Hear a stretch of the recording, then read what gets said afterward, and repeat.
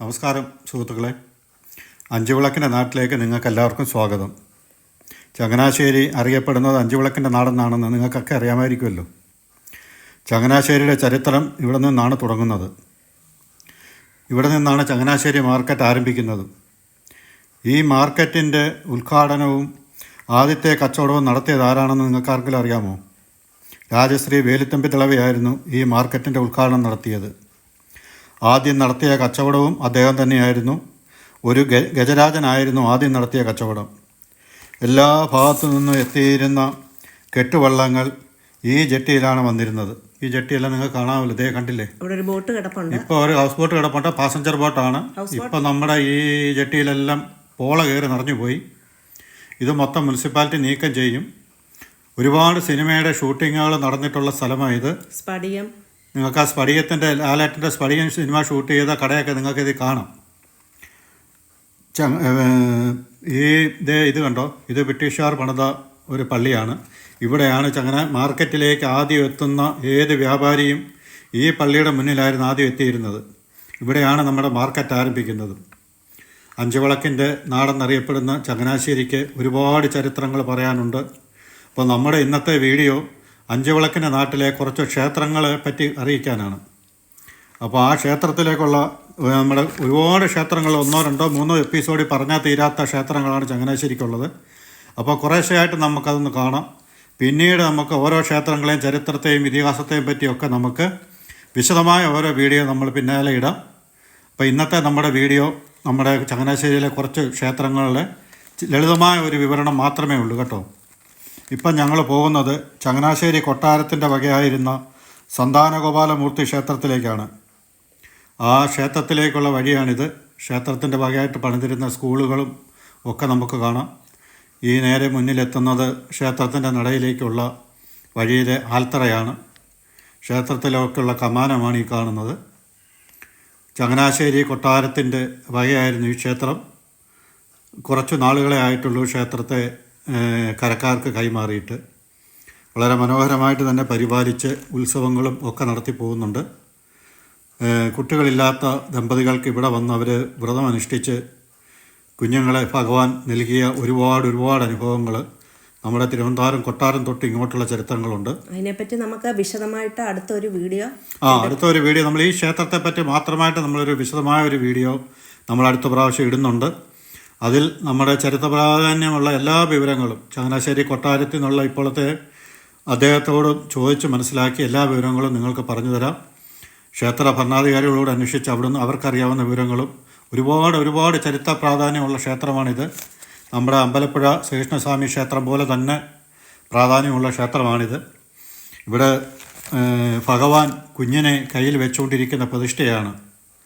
ആ പ്രതിഷ്ഠ കേരളത്തിൽ സന്താനഗോപാലമൂർത്തി ക്ഷേത്രം 1, 2 ഉള്ളൂ എന്നാണ് നമ്മുടെ സൗത്ത് ഇന്ത്യയിൽ 1, 2 ക്ഷേത്രം ഉള്ളൂ എന്നാണ് എൻ്റെ അറിവ്. അടുത്ത ക്ഷേത്രമെന്ന് പറയുന്നതും നമ്മുടെ തിരുവിതാംകൂർ രാജകുടുംബവുമായിട്ട് ബന്ധപ്പെട്ട ഒരു ക്ഷേത്രമാണ്.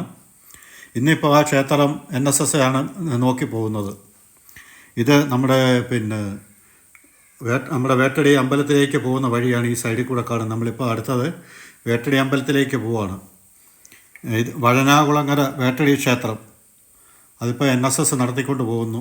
അത് ഒരുപാട് നാളുകളായി എൻ്റെ പ്രവർത്തനം ഇല്ലാതിരുന്നിട്ട് കുറച്ച് വർഷങ്ങളായി NSS ഏറ്റെടുത്ത് വളരെ ഭംഗിയായിട്ട് നടത്തിക്കൊണ്ട് പോവുകയാണ്. കരയോഗമാണ് ഇതിൻ്റെ നടത്തിപ്പുകളെല്ലാം. ഇത് പോകുന്ന വഴിക്കുള്ള ഒരു മുത്താരമ്മൻ ദേവി ക്ഷേത്രമാണ്. ഇത് നമ്മുടെ പുഴവാതിലുള്ള ഒരു മുത്താരമ്മൻ ദേവീക്ഷേത്രമാണ്. ഇപ്പം അതിന് മുമ്പ് നമ്മൾ കണ്ടത് പേച്ചിയമ്മയും മുത്താരമ്മയും കുടികൊള്ളുന്ന ഒരു ക്ഷേത്രമാണ്. വളരെ വലുതാണ് അവിടുത്തെ ഉത്സവമൊക്കെ. ഇതാണ് നമ്മുടെ വഴനാകുളങ്ങളെ വേട്ടടി അമ്പലത്തിലേക്കുള്ള കാണിക്കവഞ്ചി ഇപ്പോൾ നമ്മൾ കണ്ടതാണ്. അപ്പോൾ നമ്മൾ ഇതിനകത്തെല്ലാം ചെറുതായിട്ട് ഷൂട്ട് ചെയ്തെടുത്തിട്ടേ ഉള്ളെങ്കിലും നമ്മൾ സംസാരിച്ച് വരുമ്പോൾ ഒത്തിരി ഉള്ളത് കൊണ്ടാണ് നമ്മൾ വീഡിയോ മാറി പോകുന്നത്. അപ്പോൾ ഇത് നമ്മുടെ വേട്ടടി അമ്പലത്തിലേക്കുള്ള വഴിയാണ്. ഈ വഴി ചെന്നെത്തുന്നത് വേട്ടടി അമ്പലത്തിൻ്റെ മുന്നിലാണ്. ഭദ്രകാളിയാണ് അവിടുത്തെ പ്രതിഷ്ഠ. പിന്നെ കിരാതമൂർത്തിയുണ്ട്, ദേവിയുണ്ട്. ഇത് ക്ഷേത്രത്തിൻ്റെ കവാടമാണ്. ഈ ഒത്തിരി വർഷം ഈ വാലിന് 300-400 വർഷത്തോളം പഴക്കമുണ്ടെന്നാണ് പറയപ്പെടുന്നത്. ഒരുപാട് വർഷം പഴക്കമുള്ള ആൽത്തറയാണ് ഈ കാണുന്നത്. അത് വളരെ വളരെ മനോഹരമായിട്ട് അത് കെട്ടി പരിപാലിച്ച് നിർത്തിയിട്ടുണ്ട്.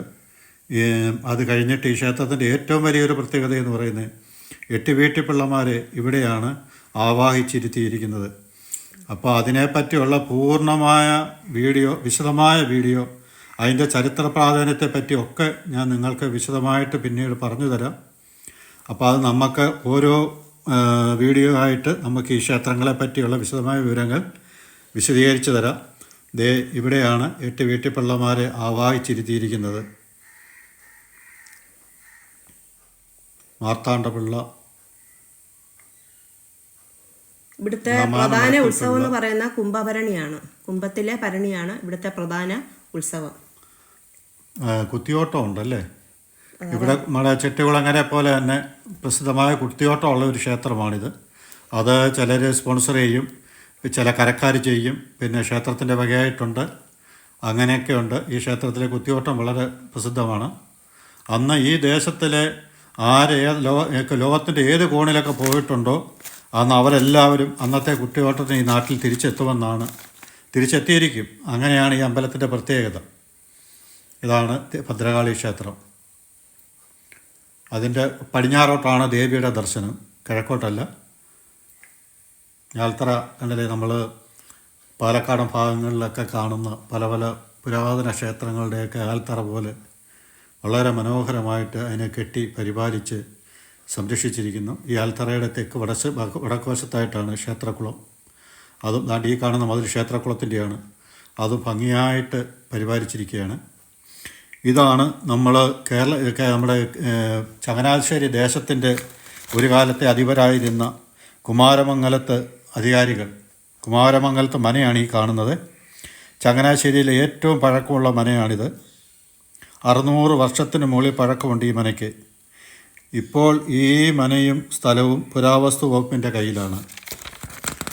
വളരെ ഭംഗിയായിട്ട് പുരാവസ്തു വകുപ്പ് അതെല്ലാം കെട്ടി സംരക്ഷിച്ച് മതിലൊക്കെ ഇട്ട് അദ്ദേഹത്തിൻ്റെ ഇപ്പോഴത്തെ കുമാരമംഗലം മനയിൽ അദ്ദേഹത്തിൻ്റെ ഇപ്പോഴത്തെ അവകാശി താമസിക്കുന്ന വീടാണ് കണ്ടത്. ഇത് പുരാവസ്തു വകുപ്പിൻ്റെ ബോർഡാണ്.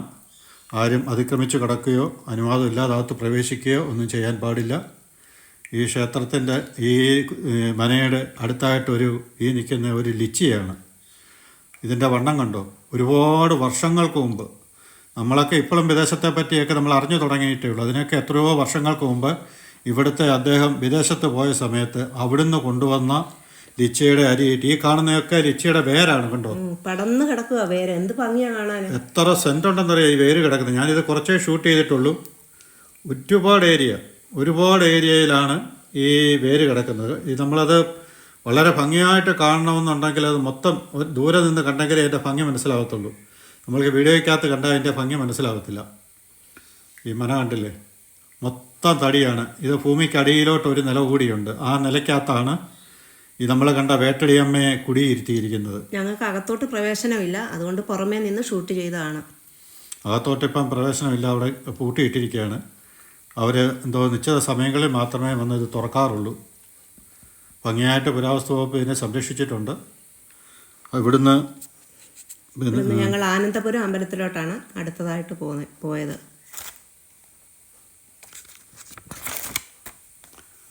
ശ്രീകൃഷ്ണസ്വാമി ക്ഷേത്രം അല്ലേ. ഇത് നമ്മുടെ ചങ്ങനാശ്ശേരിയിലെ ഒരു പ്രധാനപ്പെട്ട ഒരു ശ്രീകൃഷ്ണസ്വാമി ക്ഷേത്രമാണ്. ആനന്ദപുരം ശ്രീകൃഷ്ണസ്വാമി ക്ഷേത്രം. ഈ ക്ഷേത്രത്തിൻ്റെ പ്രത്യേകത വെച്ചാൽ ഇവിടുത്തെ പാൽപ്പായസം വളരെ പ്രസിദ്ധമാണ്. അതുപോലെ തന്നെ നവഗ്രഹ പ്രതിഷ്ഠയുള്ള ശ്രീകൃഷ്ണസ്വാമി ക്ഷേത്രം വളരെ കുറവാണ്. അതിൽ ഒരമ്പലമാണിത്. വളരെ ശക്തിയുള്ളൊരു മൂർത്തിയാണ് ഇവിടെ കുടികൊള്ളുന്നത്. ഈ ദേശക്കാർക്കെല്ലാം വളരെ ഇഷ്ടമുള്ള ഒരു അമ്പലമാണ്. ഇവിടുത്തെ ഉത്സവം വളരെ പ്രസിദ്ധമാണ്.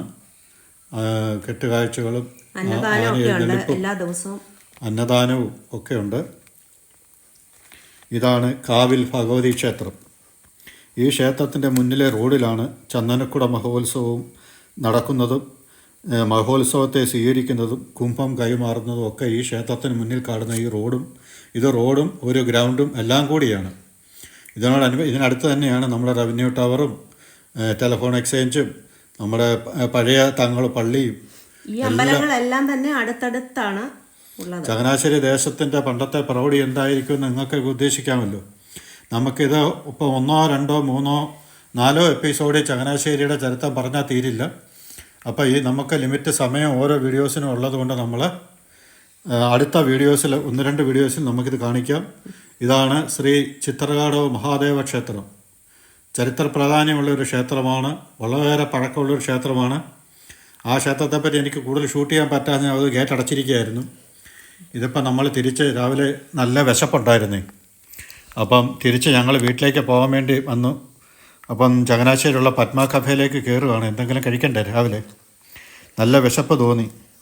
അപ്പോൾ അതുകൊണ്ട് രാവിലത്തെ ഭക്ഷണം കഴിഞ്ഞതിന് ശേഷം ബാക്കിയുള്ള എപ്പിസോഡ് നമുക്ക്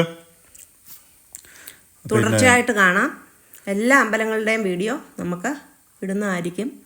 അപ്പോൾ അതെല്ലാം നിങ്ങൾ കാണണം, ഞങ്ങളെ സപ്പോർട്ട് ചെയ്യണം, ലൈക്ക് ചെയ്യണം, ഷെയർ ചെയ്യണം, സബ്സ്ക്രൈബ് ചെയ്യണം. നിങ്ങളുടെ കൂട്ടുകാർക്കൊക്കെ ഇത് ഷെയർ ചെയ്ത് കൊടുക്കണം. നമ്മൾ ക്ഷേത്രങ്ങളെയാണ് നമ്മൾ കൂടുതൽ ഫോക്കസ് ചെയ്യുന്നത്. പക്ഷേ ബാക്കിയുള്ള ദേവാലയങ്ങളെല്ലാം നമുക്ക് ഇതിനകത്ത് വരുന്നുണ്ട്. അപ്പം അതെല്ലാം നമ്മൾ ഓരോരോ എപ്പിസോഡായിട്ട് ചെയ്യാനാണ് നമ്മൾ ഉദ്ദേശിക്കുന്നത്. അപ്പം സ്വന്തം നാടിൻ്റെ തന്നെ മഹിമ ആദ്യം അറിയിച്ചിട്ടാവട്ടെ മറ്റുള്ള ദേശത്തേക്ക് പോകുന്നതെന്ന് ഉദ്ദേശിച്ചു. അതുകൊണ്ട് എല്ലാവർക്കും നന്ദി, നമസ്കാരം, ടാറ്റ.